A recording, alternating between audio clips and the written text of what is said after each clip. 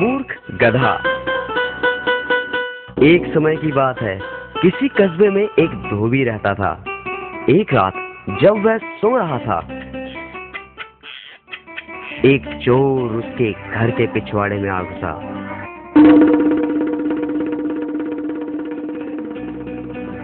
धोबी का एक कुत्ता और एक गधा वहां एक खूंटे के साथ बंधे हुए थे। चोर को देखकर गधा कुत्ते से बोला, कुत्ते भाई, देखो चोर घर में घुस आया है और तुम भौंक नहीं रहे हो।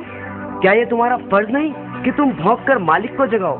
यदि तुम ऐसा नहीं करोगे तो चोर चुपचाप चोरी करके यहाँ से रफूचक्कर हो जाएगा।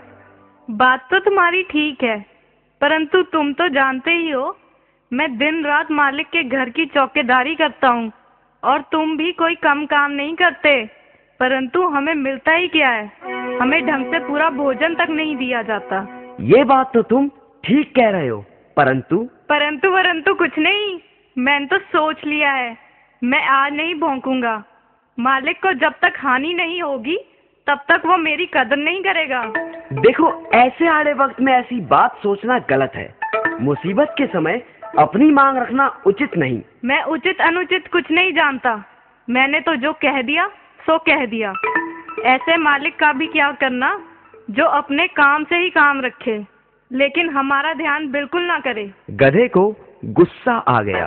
ओए मतलब परस, तू अपने फर्ज में कोताही कर सकता है, परंतु मैं तेरी तरह कमीना नहीं। लगता है मुझे ही कुछ करना पड़ेगा। और गधा जोर जोर से रैंकने लगा।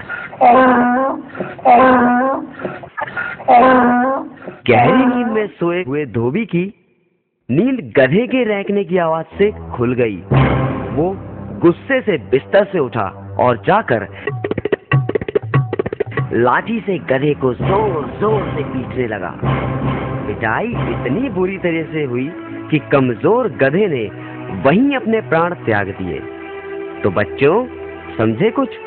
इसीलिए तो कहते हैं, अपने काम से काम रखो, दूसरे के काम में टांग ना अड़ाओ।